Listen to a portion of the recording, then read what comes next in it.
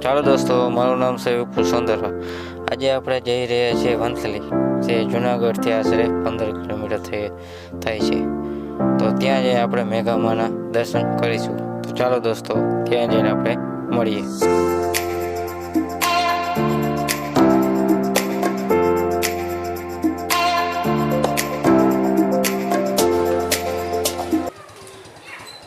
તમે મિત્રો જોઈ શકો છો, આપણે મંદિરે પહોંચી ગયા છે। ચાલો હવે અંદર આપણે જોઈએ।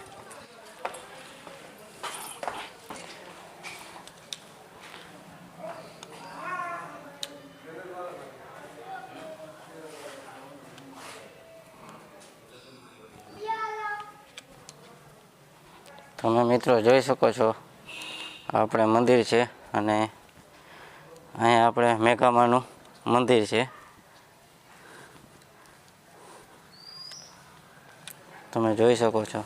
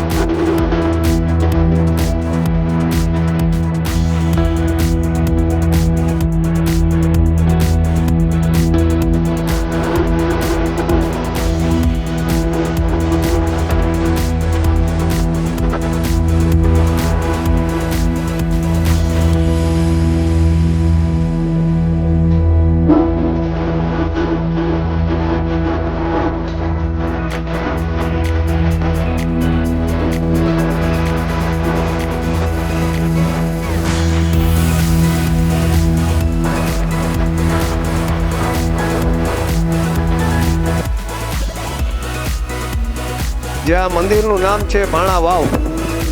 આ ભાણા અમુક સમય પહેલાં અહીંયા વાસણ નીકળતા, એટલે એને આપણે ભાણા કહીએ છીએ। ભાણા એટલે ક્યાંય બી આપણે કોઈ સારો પ્રસંગ હોય કે આજે આપણે કાલે ઘેરે મારે સારો પ્રસંગ છે, તો તમારે રાતે ચિઠ્ઠી મૂકીને જવાનું। સવારે તમે જોવો તો સવારે ત્યાં સોનાના થારી વાટકા પડ્યા હોય। એ ભાણા અને આ વાવ, એના હિસાબે ભાણા વાવ રામ મંદિરનું નામ પડ્યું છે।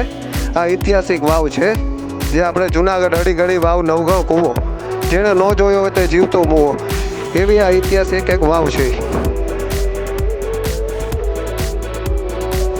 અહીંથી આપણે આગળ જઈશું।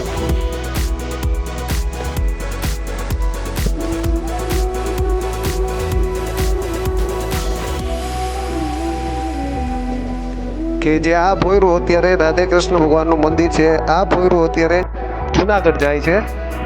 એ અમુક સંજોગોના હિસાબે આપણે પૂરી દેવામાં આવ્યું છે। વર્ષો પહેલાંનું છે। અત્યારે જે જૂના સંતો મંતોને ખબર છે, પણ એ લોકો અત્યારે દેવ થઈ ગયા છે। વર્ષો થયા છે કે ઋષિ મુનિઓને પણ ખબર છે, મોટા મોટા સંતોને ખબર છે, પણ આ ટૂંકમાં અગાઉથી ભવિષ્યવાણી કરી ગયા છે અને અમુક એને જે ઇતિહાસ આપ્યો છે એ ઇતિહાસ મુજબ આપણે કહીએ છીએ।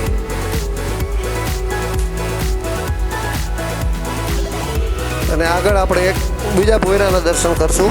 આ ભોયરું આપણે સોમનાથ મહાદેવ મંદિરે જાય છે, સોમનાથનું ભોયરું છે। અને અહીંયા પણ એક બહુ લાવો લેવા જેવો છે વંથલી, કે આ જે ઐતિહાસિક આપણે જુનાગઢની અંદર આવ્યા, તો જુનાગઢથી પણ આપણે સોમનાથ જઈએ તો વચમાં જ આવે છે, અને આના દર્શન કરવા બહુ લાવો છે એક મોટો। આ જે આપણે ઇતિહાસની અંદર છે, એક બરફથી જે જાન આવવાની છે નકલંગ ભગવાનની મેઘલી કન્યાને પરણવા, એના માટે આ ચોરીના 4 ફેરા એટલે કે આ 4 મંડપ અહીંયા પહેલેથી જ આ લોકોએ કમ્પ્લીટ કરીને રાખ્યો છે। અને બાજુમાં આપણે હવનકુંડ પણ દેખાય છે, અને અહીંયા ભગવાન પરણવા આવવાના છે વંથલી। તો આ એનો ઇતિહાસ છે કે જોઈ શકો છો તમે, આ મંડપ પણ કમ્પ્લીટ તૈયાર જ છે।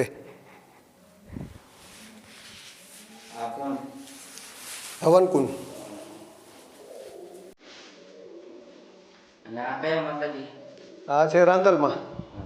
પછી આ તો મંદિર પછી કર્યું હોય છે ને. હા એ બધું સ્થાપન કરેલું. અહીંયા છે રાંદલમાનું સ્થાનક છે, મહાકાળીનું સ્થાનક છે, અંબેમાનું સ્થાનક છે. મહેલ તો કઈ એવું હતું.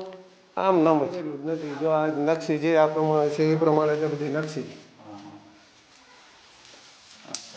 જૂનું બુકમાં જે છે એટલે